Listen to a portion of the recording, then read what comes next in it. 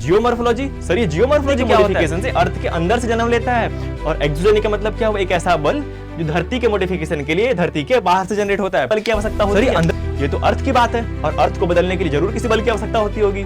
मतलब आइए जानते हैं आज। कभी कभी मेरे दिल में ख्याल आता है, ये ऊंचे ऊंचे पर्वत, ये गहरी गहरी खाइयां और ये लंबी लंबी नदियां आखिर बनी किस प्रकार से होंगी। मैं हूं उत्कर्ष और आप सभी का स्वागत करता हूं अड्डा 24/7 के प्लेटफॉर्म पे। आइए जानते हैं आज ऊंचे पर्वत, गहरी खाइयों और लंबी नदियों के पीछे का काला सच। आज हम ज्योग्राफी की उस शाखा को पढ़ेंगे जिसमें ये जानते हैं कि ज्योग्राफी अर्थ अपने आप को मॉडिफाई किस प्रकार से करती है, यानी अर्थ अपने आप को चेंज किस प्रकार से करती है। और इस ज्योग्राफी की इस शाखा को क्या कहा जाता है? ज्योग्राफी की इस शाखा को कहा जाता है जियोमॉर्फोलॉजी। जियोमॉर्फोलॉजी सर, ये जियोमॉर्फोलॉजी क्या होता है? जियोमॉर्फोलॉजी ज्योग्राफी की वह शाखा होती है या फिर ज्योग्राफी का वो ब्रांच होता है जिसमें हम अर्थ के मॉडिफिकेशन के बारे में पढ़ते हैं। ये तो बहुत बड़ा सा शब्द है जियोमॉर्फोलॉजी, एकदम आसान भाषा में समझाऊंगा, घबराने की कोई बात नहीं है, एकदम ध्यान से सुनना। क्या बोला मैंने बोला क्या? जियोमॉर्फोलॉजी। क्या बोला? लिख लेते हैं, जियो प्लस मॉर्फ प्लस लॉजी। आप सबने बचपन में बायोलॉजी पढ़ा होगा। क्या पढ़ा होगा? बायोलॉजी। क्या पढ़ा होगा? बायोलॉजी। बायोलॉजी का अर्थ क्या होता है? बायो प्लस लॉजी होता है, मतलब जीव की स्टडी, यानी एनिमल्स की लॉजी। लॉजी मतलब क्या होता है? स्टडी। क्या होता है? स्टडी। उसी प्रकार जियो मतलब क्या होता है? अर्थ। मॉर्फी मतलब क्या होता है? मॉडिफिकेशन। और लॉजी का अर्थ क्या होता है? स्टडी। जियोमॉर्फोलॉजी में क्या पढ़ा जाता है? Study of modification of earth surface is known as geomorphology, यानी पृथ्वी के सतह के चेंज को, यानी पृथ्वी की सतह के स्टडी को क्या कहते हैं हम लोग? जियोमॉर्फोलॉजी कहते हैं। आइए जानते हैं जियोमॉर्फोलॉजी आखिर होता क्या है और ये किस प्रकार धरती को बदल देता है। देखते हैं। जैसे मैंने आपको पहले बताया, जियो मतलब क्या होता है? अर्थ। मॉर्फी मतलब फॉर्म। फॉर्म मतलब वही जैसे होता है ना कि हम लोग कहते हैं एक फॉर्म से दूसरे फॉर्म में बदल देना, यानी एक तरीके से दूसरे तरीके में बदल देना। वैसे ही मतलब एक तरीके से दूसरे तरीके में मॉडिफाई कर देना, यानी अर्थ को मॉडिफाई करना के प्रोसेस को क्या कहते हैं? जियोमॉर्फिक प्रोसेस कहते हैं। क्या कहते हैं? जियोमॉर्फिक प्रोसेस कहते हैं। जियोमॉर्फिक प्रोसेस क्या होता है? अर्थ के मॉडिफिकेशन के प्रोसेस को क्या कहते हैं? जियोमॉर्फिक प्रोसेस कहते हैं। आशा करता हूं आपको समझ में आया होगा। आगे देखते हैं। जियोमॉर्फिक, यहां पे लिखा हुआ geomorphic process is any physical stress और chemical action that changes the earth surface. Earth के सरफेस को चेंज करने के लिए जो भी फिजिकल और केमिकल स्ट्रेस लगते हैं, फिर जो कुछ भी होता है उसको हम कहां पढ़ते हैं? उसको हम लोग पढ़ते हैं जियोमॉर्फोलॉजी के अंदर। ठीक है, आइए जानते हैं, अच्छे से जानते हैं जियोमॉर्फोलॉजी होता क्या है। चलिए देखते हैं। एक मैं लाइन खींचूंगा और आपको सब कुछ समझ में आ जाएगा। देखिए, मैं यहां पे एक लाइन बनाता हूं, ये आती है लाइन, ध्यान से, ध्यान से। ये लाइन हुई, ये हुआ धरती के अंदर का पार्ट और ये हुआ धरती के बाहर का पार्ट। आखिर अर्थ इतनी बड़ी है, और जब अर्थ इतनी बड़ी है तो अर्थ को मॉडिफाई करने के लिए कुछ बल भी चाहिए होता है। अगर मैं यहां से चल के आगे आता हूं और चल के पीछे जाता हूं तो मुझे इसमें भी बल की आवश्यकता होती है। ये तो अर्थ की बात है, और अर्थ को बदलने की जरूर किसी बल की आवश्यकता होती होगी, मतलब अर्थ को बदलने के लिए जरूर किसी फोर्स की आवश्यकता होती होगी। और उसी फोर्स को हमने दो भागों में बांट दिया है। और ये फोर्स आता कहां से? पहले फोर्स आता है धरती के अंदर से और दूसरा धरती के बाहर से। और धरती के अंदर से आने वाले फोर्स को क्या कहते हैं?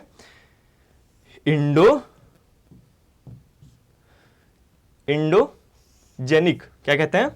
इंडोजेनिक। और धरती के बाहर वाले क्या कहते हैं? एक्सोजेनिक। आइए आपको समझाता हूं, एकदम आसान भाषा में समझाता हूं। आइए देखते हैं क्या होता है अर्थ जियोमॉर्फोलॉजी में।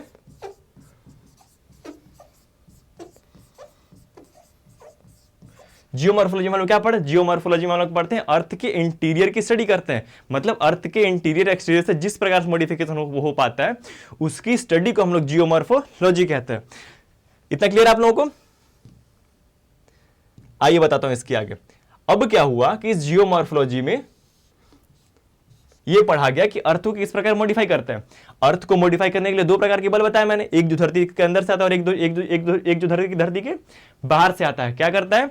एक जो धरती के अंदर से आता है और एक जो धरती के बाहर से आता है। ठीक है, आइए देखते हैं।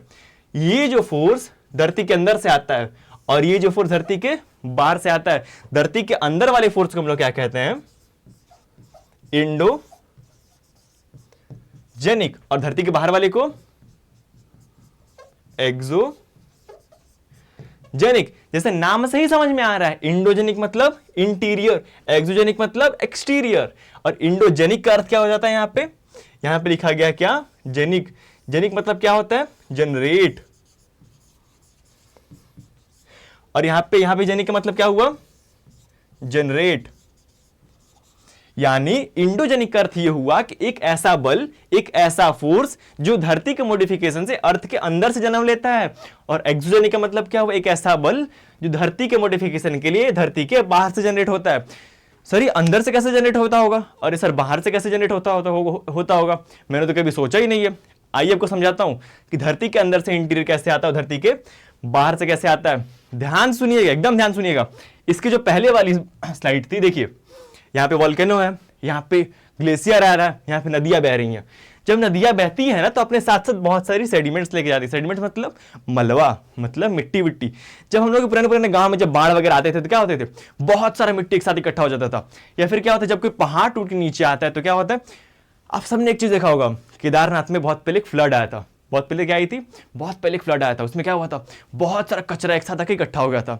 ये सब क्या होता है, ये सब नदियों के थ्रू सेडिमेंट्स आती हैं। और इन सेडिमेंट्स में क्या होता है, जब पानी बहुत तेज चलता है ना तो अपने साथ चीजों को ढकेल के लेके जाता है, अपने साथ चीजों को तोड़ के लेके जाता है। और इसी तोड़ने के प्रोसेस में क्या करता है, इसी तोड़ने के प्रोसेस में क्या होता है, अर्थ मॉडिफाई हो जाता है। और यही जो तोड़ने का प्रोसेस था, जो अर्थ के बाहर से निकला, यानी जो वेदरिंग से निकला या फिर जो इरोजन से निकला, और इरोजन के बाद जो डिपोजिशन हुआ, इससे जो नई चीजें बनी, वो अगर वैसा कुछ चीज हुआ तो उसको हम क्या बोलेंगे, एक्सोजेनिक बोलेंगे। क्लियर है आप लोगों को। एक्सोजेनिक अर्थ क्या होता था, जो अर्थ के एक्सटीरियर से जन्म लेता था। लेकिन गुरुजी अर्थ के इंटीरियर में क्या होगा, अर्थ के इंटीरियर में तो बात ही नहीं की आपने। आइए समझाता हूं अर्थ के इंटीरियर वाली बात एकदम आसानी से, ध्यान सुनिएगा। अर्थ के इंटीरियर में क्या हुआ था, अर्थ के इंटीरियर में आपको मैं एकदम आसान सा एग्जांपल लेता हूं आप सबने सुना होगा, एकदम आसान सा एग्जांपल।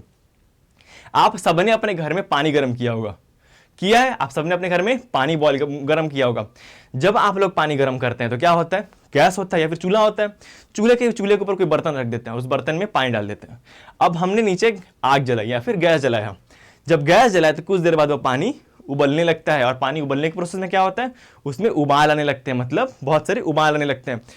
कुछ ऐसा हमने बर्तन लिया, इसमें पानी था और इसमें उबाल आ रहा था। जब भी उबाल आते हैं तो कुछ चीजें ऊपर आती हैं और कुछ चीजें फिर नीचे जाती हैं, कुछ चीजें ऊपर आती हैं और फिर कुछ चीजें नीचे जाती हैं। उसी प्रकार जब अर्थ है, अर्थ को हम लोग 3 पार्ट में बांट सकते हैं। कितने पार्ट में बांट सकते हैं, 3 पार्ट में बांट सकते हैं। आइए देखते हैं कौन कौन से अर्थ को कितने पार्ट में, 3 पार्ट में। ये जो 3 पार्ट है, सबसे ऊपर क्या आता है, सबसे ऊपर आता है क्रस्ट। उसके नीचे वाला पार्ट क्या होता है, मेंटल, और उसके अंदर वाला क्या होता है, कोर। क्रस्ट, मेंटल और कोर। कोर जो होता है, वो कोर बहुत ही ज्यादा गर्म होता है और सॉलिड फॉर्म में होता है, ठीक। लेकिन जो मेंटल की बात आती है, मेंटल सेमी लिक्विड होता है, मतलब लिक्विड भी नहीं होता और सॉलिड भी नहीं होता, बीच में कहीं पाया जाता है। लेकिन जो कोर होता है ना, वो बहुत ही ज्यादा गर्म होता है। वो उसी तरीके से काम करता है जैसे बर्तन में रखा हुआ चूल्हा, जैसे पानी उबलने लगता है, वैसे ही मेंटल में प्रेजेंट लावा को उबाल लेता है। और जब उबालता है तो जैसे पानी में करंट चलते थे ऊपर की तरफ, वैसे ही मेंटल में करंट चलने लगते हैं ऊपर की तरफ। और इन्हीं करंट्स को हम लोग क्या कहते हैं, कन्वेक्शनल करंट। क्या कहते हैं, कन्वेक्शनल करंट। समझ में आया क्या कहते हैं, कन्वेक्शनल करंट। वो करंट जो मेंटल में चलती हैं और क्रस्ट पे स्ट्राइक करती हैं। किस पे स्ट्राइक करती हैं, जो मेंटल में चलती हैं और क्रस्ट पे स्ट्राइक करती हैं, उनको क्या कहते हैं, कन्वेक्शनल करंट। और कन्वेक्शनल करंट ही वो बहुत बड़े कारण होते हैं अर्थ के इंटीरियर में फोर्स को जनरेट करने के लिए। ठीक है, इतना समझ में आप लोगों को। आइए देखते हैं इसके आगे इसके आगे देखते हैं। अब एकदम ये देखिए, आप लिखा हुआ है क्या, इंडोजेनिक यानी internal force, the builder work from the inside the planet. यानी एक चीज होती है, कुछ चीजें बनती हैं, कुछ चीजें बिगड़ जाती है। जो इंटीरियर वाला पार्ट होता है वो बनाता है, और जो एक्सटीरियर वाला पार्ट होता है वो क्या करता है वो तोड़ देता है। जैसे यहां पे, जैसे क्या होता है, आपको पहले स्लाइड में दिखाता हूं। यहां पे लावा निकला, यहां पे पहाड़ बन गया, वॉल्केनो से लावा निकला, और लावा निकल जब फैल के ठंडा हुआ तो एक पहाड़ बन गया। ठीक है, यहां पे क्या बने, यहां पे पहाड़ बने। लावा कहां से निकला था, इंटीरियर से निकला था। अब कुछ टाइम बाद जैसे बारिश हो गया या फिर फ्लड आ गया तो ये पहाड़ जो था ये टूट के बिखर जाएगा, बिखर जाएगा। तो जो बनाने का काम करता है वो कौन करता है? इंटीरियर वाला प्रोसेस। और जो बिगाड़ने का काम करता है वो कौन करता है? एक्सटीरियर वाला प्रोसेस। जिसका लाइव एग्जांपल लिख सकते हैं क्या? अरावली। अरावली पहले बहुत बड़ी पर्वत श्रृंखला थी, लेकिन वो आज बहुत कम बची है। अरावली पहले कुछ इस प्रकार हुआ करती थी, लेकिन अभी क्या हुआ है? अभी वो इतनी ही बच गई है। क्यों? क्योंकि इसके साथ जो चलने वाली हवाएं होती हैं, इस पे जो वेदर का इफेक्ट पड़ता है, इस पे जो प्रेशर का इफेक्ट पड़ता है, और इस पे जो टेम्परेचर का इफेक्ट पड़ता है, वो इसको धीरे धीरे इरोड कर चुका है। ठीक है, उसी प्रकार जब भी चीजें अर्थ के एक्सटीरियर में होती है तो वो चीजों को बिगाड़ने का काम करती हैं, और जब ये इंटीरियर होती है तो वो अर्थ को बनाने का काम करती हैं। इतना समझ आया आप लोगों को? आगे चलते हैं। ये देखिए, आपने जियोमॉर्फोलॉजी की बात कर ली, आपने ये भी बात कर ली कि एक जो फोर्स होती है वो बनाती है और एक जो फोर्स बिगाड़ती है, यानी एक जो इंटीरियर से जन्म लेती है और एक जो एक्सटीरियर से जन्म लेती है। लेकिन इसमें भी बात है, जो इंटीरियर से जन्म लेने वाली फोर्स है ना, वो किसके थ्रू होती थी? वो कन्वेक्शनल करंट के थ्रू होती थी। और इसमें भी दो पार्ट्स आ जाते हैं। क्या क्या आ जाते हैं? कितने आते हैं? दो पार्ट्स आते हैं। कौन कौन से? स्लो मूवमेंट और सडन मूवमेंट। जब अर्थ को बिगाड़ने की बात आई और जब अर्थ पे फोर्स की बात आई, तो इसमें दो फोर्स आए। कौन कौन से? एक स्लो आया और एक सडन हुआ। सडन का मतलब क्या होता है? जो एकदम अचानक से हो जाता हो। और स्लो का मतलब क्या होता है? जो धीरे धीरे होता हो। ठीक है, सडन का मतलब क्या है? जो अचानक हो जाता है। और स्लो का मतलब क्या है? जो धीरे धीरे हो जाता हो। अचानक क्या हो जाता है? जैसे अचानक क्या होता है? तुरंत बैठे हम लोग, क्या हुआ? भूकंप आ गया, कहीं वोल्केनो फट गया, सुनामी आ गई। ये सब चीजें क्या होती हैं? ये होती है सडन वाली चीजें। क्या होती है? सडन, जिसमें क्या आता है? वोल्केनो आ गया, अर्थक्वेक आ गया, मैग्ना इरप्शन आ गया, फिर जो कुछ भी चीजें, ठीक, या फिर सिस्मिक वेव्स आ गई। क्लियर आप लोगों को? जो चीजें एकदम अचानक से हो जाती है उनको हम लोग सडन में कहते हैं। इतना ही सिंपल है। जो चीजें अचानक हो जाती है उनको सडन में कहते हैं। जो चीजें अचानक होती है उनको सडन में कहते हैं। और इसको हम लोग कहते हैं कैटास्ट्रॉफिक या फिर लोकलाइज्ड इवेंट। क्या कहते हैं? सडन मूवमेंट को हम लोग कैटास्ट्रॉफिक मूवमेंट भी कहा जाता है। उसी प्रकार स्लो मूवमेंट, एकदम आसान स्लो मूवमेंट, जो धीरे धीरे होता है। क्या होता है? धीरे धीरे होता है, उसको क्या कहते हैं? स्लो मूवमेंट कहते हैं। ये ग्रेजुअली होता है और कॉन्टिनेंट स्केल पे होता है। क्या होता है? कॉन्टिनेंट्स पे होता है और धीरे धीरे होता है। जब बात आती है स्लो मोशन पे, तो जो स्लो मूवमेंट होता है वो दो प्रकार से होता है। कितने प्रकार से होता है? दो प्रकार से होता है। आइए आपको बताता हूं। जो स्लो मूवमेंट था, ये कितने प्रकार से था? ये दो प्रकार से था। कितने प्रकार से था? दो प्रकार से था। कौन कौन सा? फर्स्ट था क्या?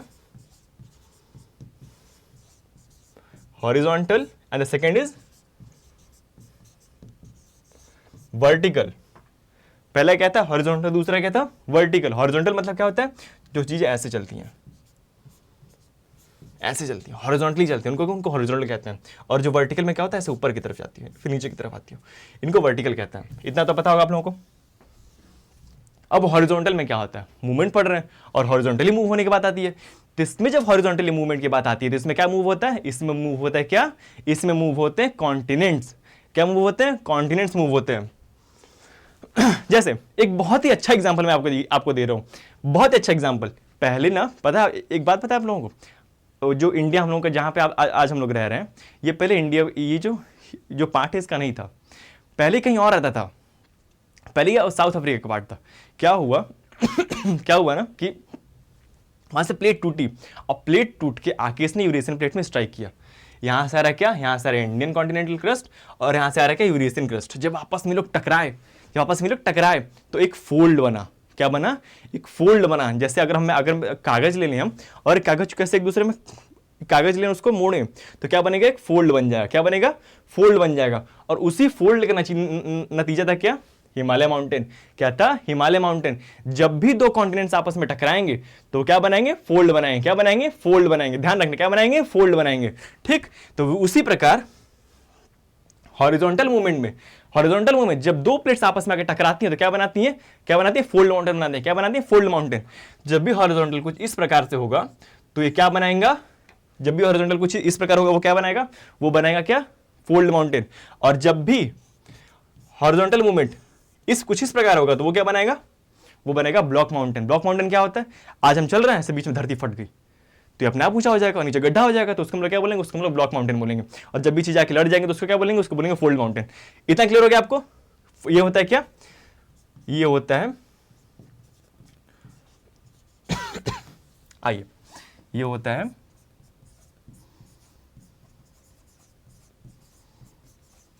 फोल्ड माउंटेन, और ये क्या होता है,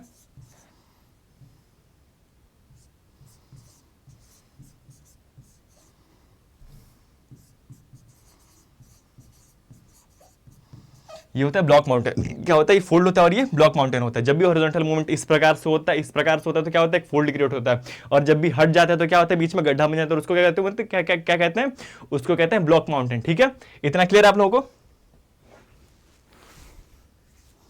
आगे आगे देखते हैं। इससे भी पहले ये भी तो हो सकता था कि जब अर्थ का प्लेट और यूरेशिया का प्लेट जब टकराए थे तो फोल्ड क्यों बना, कुछ और भी बन सकता था। ये ऐसा इसलिए हुआ क्योंकि दो कॉन्टिनेंट्स थे। ठीक है, ऐसा भी होता है, देखिए जब प्लेट्स टकराएंगे और प्लेट्स के टकराने के बाद क्या होगा, इसको जानने से पहले हमें ये समझना होगा कि प्लेट्स कितने टाइप की होती हैं। प्लेट्स दो तरीके की पाई जाती है। कितने तरीके की, दो तरीके की पाई जाती हैं। पहला होता है ओशनिक क्रस्ट और दूसरा होता है कॉन्टिनेंटल क्रस्ट। कॉन्टिनेंटल क्रस्ट मतलब जो कॉन्टिनेंट से क्रस्ट थे उसको कॉन्टिनेंटल, और जो ओशियन मतलब जो ओशियन है, ओशियन के नीचे एक जमीन पाई जाती होगी, और उस जमीन, वो जो जमीन जो ओशियन के अंदर होगी, उसके नीचे वाले जो जमीन को उसको क्या कहते हैं, उसको ओशियनिक क्रस्ट कहते हैं। ठीक है, जहां आज हम लोग रह रहे हैं वो क्या है, वो कॉन्टिनेंटल क्रस्ट है। और जो ओशियन के नीचे या फिर पानी में समुद्र के नीचे दबी हुई है उसको क्या कहते हैं, उसको कहते हैं ओशियनिक क्रस्ट। ओशियनिक क्रस्ट की डेंसिटी बहुत ज़्यादा होती है, और जो कॉन्टिनेंटल क्रस्ट है उसकी डेंसिटी उसके कंपेरिजन में कम होती है। क्या होती है, ओशियनिक क्रस्ट की डेंसिटी ज़्यादा होती है और कॉन्टिनेंटल की कम होती है। जिसका डेंसिटी ज़्यादा है वो भारी।